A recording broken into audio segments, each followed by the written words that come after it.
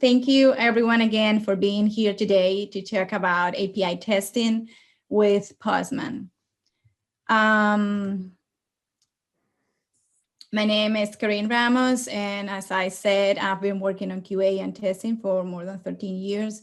And I really love automated testing, and I also love to share what I learn with the ones that wanted to know and to learn about testing and automated testing. So today we're gonna see about what is REST API. We're gonna talk about a little bit about some of the most commonly used HTTP request methods. We will be using Postman to explore the APIs. We're gonna talk about some things that we need to take into consideration when we are manually testing an API, and we are also going to see an example or how to write some tests, some automated tests in Postman. So what is an API? Well, an API stands for Application Programming Interface, and it is like a software intermediary that allows two applications or two pieces of software to talk to each other. So for example, let's say that you that you have a website and you wanna add a map to your website so your clients can get directions to get to your place. You could build that functionality from scratch, or you could use Google API. And as we all know, Google has this amazing platform, which is Google Maps with a lot of functionalities, and they had developed this amazing thing that we could use. I mean, it's not for free right now, but it will save you a lot of effort. So they have this API that we can use with this endpoint. We just give them the origin and the destination, and that API will return this text in the response, and this is a JSON response that your website can use to then show the map with the get directions functionality to your clients. So that is an API. An API is what allows your website, which is an application, to talk with the Google application that calculate the get directions functionality. And it helps you to talk to each other and to be able to use that functionality without really having access to the Google platform. So what is a REST API? Because we have heard about REST API, about Web API, about RESTful API. Well, REST stands for Representational State Transfer, and it is the result of a PhD thesis, and it is an architectural style. So it is a way of designing the APIs. So a RESTful API or a REST API is an API that follows these architectural styles and that communicates with the server side through HTTP. So in a way, it works similar to what a web application, to how a web application works, because it utilizes this client-server architecture, and it sends and gets information using the HTTP protocol. So here I have the most commonly used HTTP request methods. These are not the only ones, of course, and if you follow this URL, you're gonna see a lot of information about these and other HTTP request methods.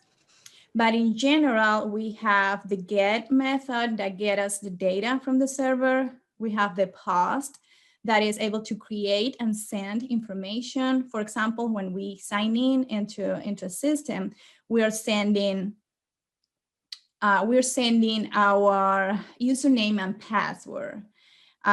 We use put to update data, and we use delete to delete data. So the way an API works is through an API contract.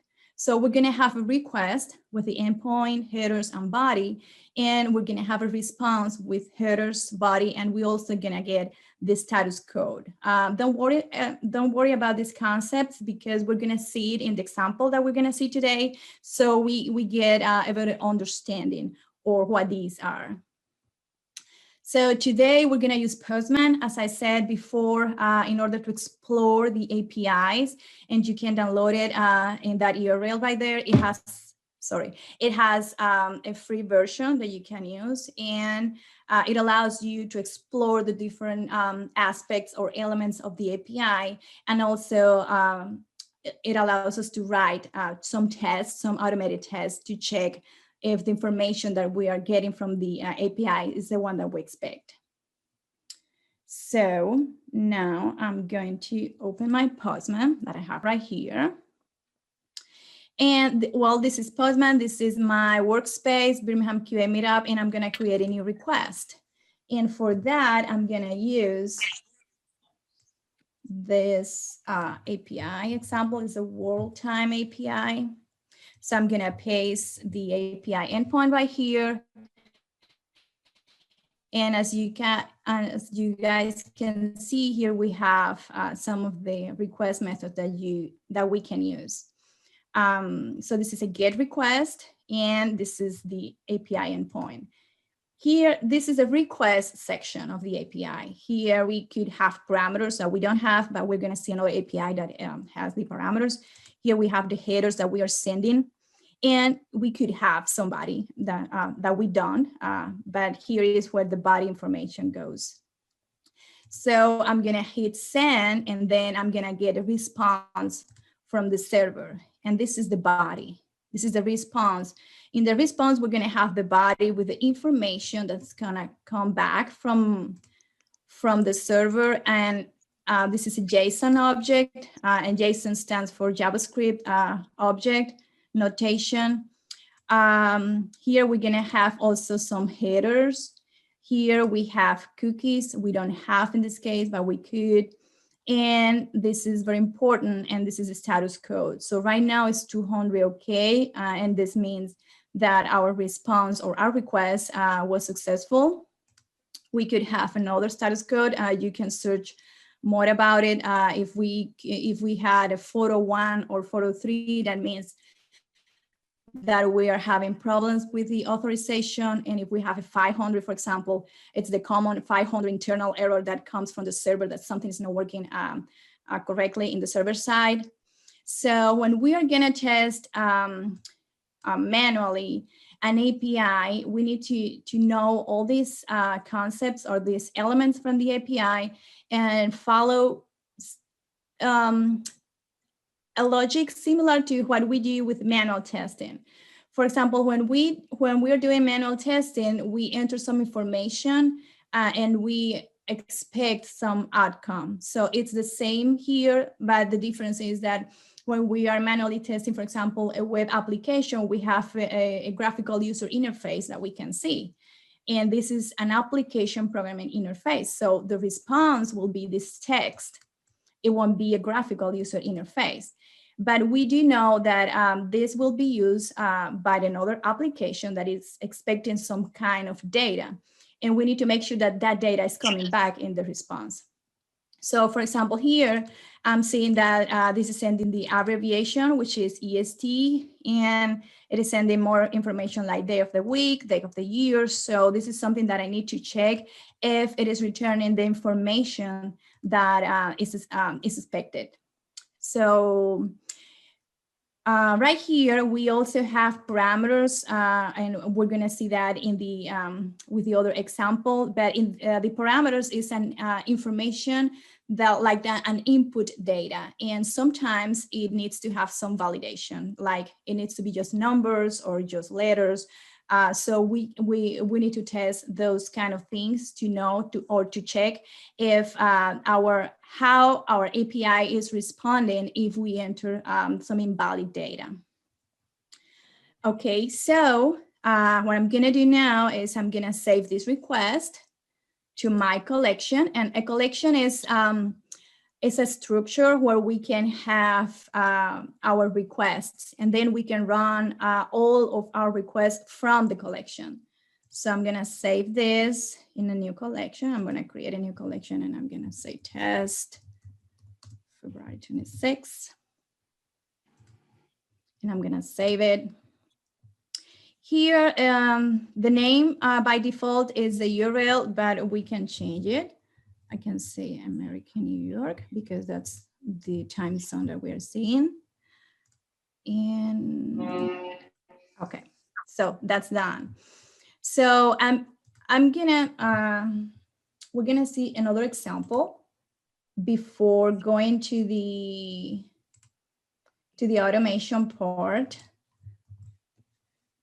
So this is another API as an example that it belongs to Postman. And here we can see that we have these query parameters. So if I send this information, it's getting the response and it's sending the parameters back in the response body. So here we could add another parameter and we can see that these parameters are added to the URL. And if I send this request, we're gonna see that it's coming back in the response. So that's what I was talking about just a minute ago, that sometimes we're gonna have these kinds of parameters and we will have like business rules that say, hey, these parameters accept just letters or just numbers or whatever information we wanna send. And then we need to check that validation, I mean, how our API responds when we use different data. Okay, so these are elements that we need to take into consideration when we are doing manual tests. And also before you are going to do some automation, you need to understand how your API works. So let's go and write some tests, some automated tests. So first of all, I'm gonna save this to my collection, the collection that I created earlier. And here we can see this is the collection with the 2 requests. And we're gonna go to this test option right here. So Postman has this list of code snippets that are super helpful because it has, they give you by default like a template to work with. So I'm gonna add, for example, this functionality that it will check. So when I clicked here, it just added this function here that what it will do is it will check that the response has a status 200, which is this 200 right here. So if I run this request, we're gonna see here the test results.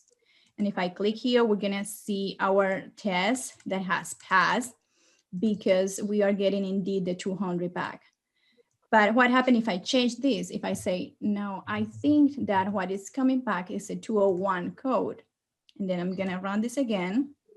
And we will see that our test will fail because it's expecting a 201, but got a 200. Okay, so that's one thing that we can do. And then it automatically will tell us if our API is returning a 200 or any other code. And now the second step, I'm gonna save this, is to check that we are getting the information that we expect from the response. So if we know that this information foo2 should be bar2, then I'm gonna add a checking point in my test to test that that it is happening. So I'm gonna come to this code again, and I'm gonna use this one that says response body JSON value check.